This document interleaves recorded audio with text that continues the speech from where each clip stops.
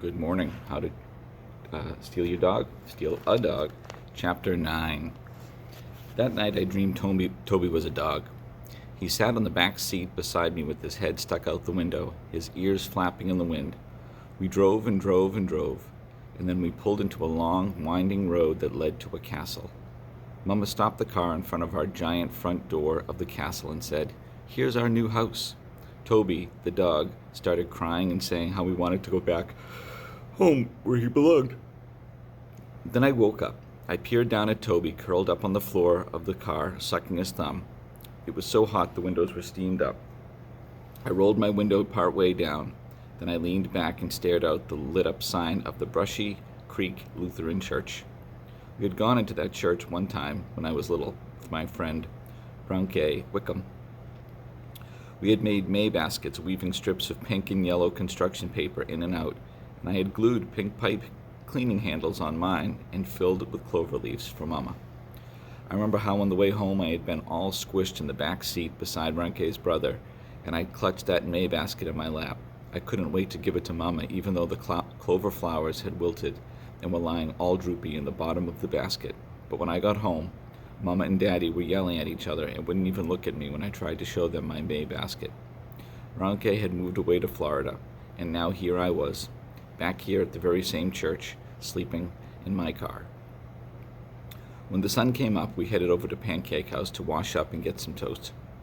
The bread we had in the milk crate of the trunk had turned green with mold, and Mama had tossed it out the window right into the church parking lot. "I want pancakes," Toby said, frowning down at his toast. Mama sipped her coffee, squinting through the steam, and said no. "Why not?" Toby whined. Mama slammed down the cup, sloshing coffee onto the table. "Because you can't have everything you want," she said. I ate my toast and watched Mama scoop all the little plastic tubs of jelly into her purse. "You all go over to the Y after school and wait till I get there, okay?" she said. "The Y?" "Yes, Georgina, the Y." The Darby YMCA was nothing but a room in a basement of a town hall. Some kids went there after school to play games and stuff while their parents were at work. "We can't go there," I said. Mama sighed. "Just do like I say, Georgina." "But you have to sign us up and stuff. You can't just go there. I bet you have to pay." But Mama wouldn't even answer me. She counted out some coins, slapped them on the table, and headed out to the car, leaving me and Toby to scramble after her. That day in school, all I could think of was how I was going to steal that little dog. Willie, while Mr. White read stuff about the Revolutionary War, I pulled my purple notebook out of my backpack and flipped to How to Steal a Dog page. I read through what I had so far. Everything seemed pretty good except for that problem about where to keep the dog after you steal them. I thought and thought and thought about it. And then, just like a light bulb going on, I got an idea. I could keep Willie at the boarded up old house. There was a tiny little porch off the back of the kitchen. It was kind of rotten and all, but the dog wouldn't care about that. And that house wasn't too far from Whitmore Road. I could walk that far, no problem. At least I thought things were finally starting to look better. At lunch, I asked Luann if me and Toby could go to her house after school. I didn't tell her we were supposed to go to the Y. I don't think so, Luann said. "How come?" Luann fiddled with the buttons on her shirt. "I've got some stuff to do," she said. "Like what?" She shrugged. "Just stuff with Mama." I twirled my spaghetti around and around on my fork and listened to the girls at our table going on about some movie they'd all seen. Then Luann piped in and said how she just loved that movie too. I kept on twirling my spaghetti and feeling more and more like I didn't want to be at that lunch table. I wanted to float right up through the ceiling and out into the blue sky. I didn't belong there with those girls. I hadn't seen the movie. I couldn't buy those bracelets they all wore. They had been all over the mall while I had been washing my underwear in the bathroom sink at a Walgreens. So I just sat there, twirling and thinking about Willie. After school, me and Toby walked over to the town hall. "I'm not going down there," I told him, nodding toward the basement window. "You can, too, but I'm not." The sound of kids playing and balls bouncing, drifting into the open window. Toby shook his head. "Then I'm not going neither," he said. I tossed my backpack on a bench nearby. "We've got to find something. We've got to find string or something," I said to Toby. "What for?" "For Willie, remember?" "Oh." So we walked up and down the street, looking in gutters and dumpsters and trash cans. It was just about to give up when Toby hollered, "Here's some, Georgina." I ran over to the curb where Toby was holding a stack of newspapers tied with heavy string. Yes, I pumped my fist. High-five, Toby. Good job. Toby looked just as pleased as Punch. I untied the string and stuffed it into my pocket.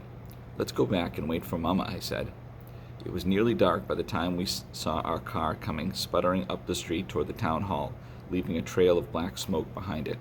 "Sorry, y'all," Mama said when she climbed into the back seat. "We're starving," Toby said. "I know, sweetheart. I brought y'all some chicken." Toby dug through the bag in the front seat and pulled out a piece of greasy fried chicken. "I got a job," Mama said.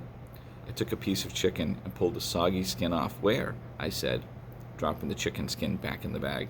"The coffee shop over by the hardware store." She glanced at herself in the rearview mirror. I wonder if she saw the same tired and worried face that I did. "Well, that's good," I said. She took a swig out of a soda can. "I guess so," she said, then pulled the car to the side of the road and stopped. "What's the matter?" I said. She shook her head. "I'm so darn tired of all this," she said. My stomach clumped up in a knot, and I wished I hadn't eaten that chicken. Why was Mama acting so sad? I needed her to act like everything was okay.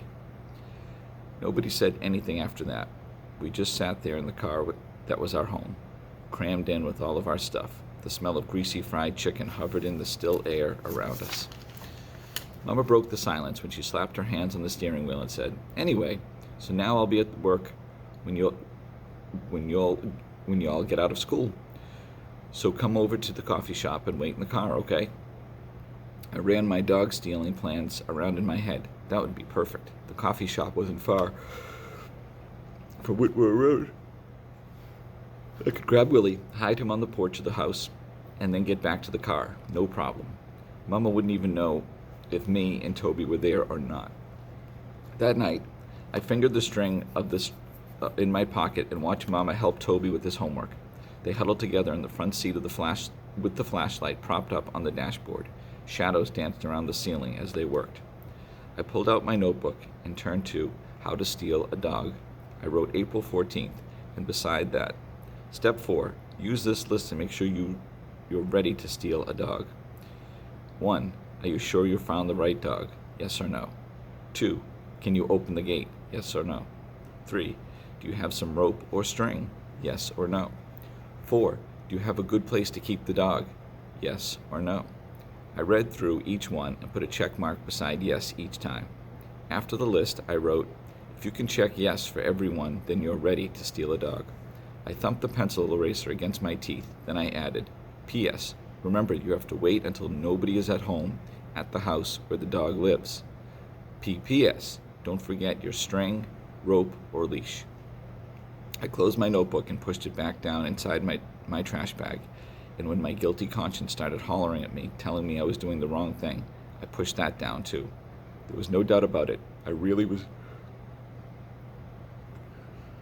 There's no doubt about it. I really, really was going to steal a dog.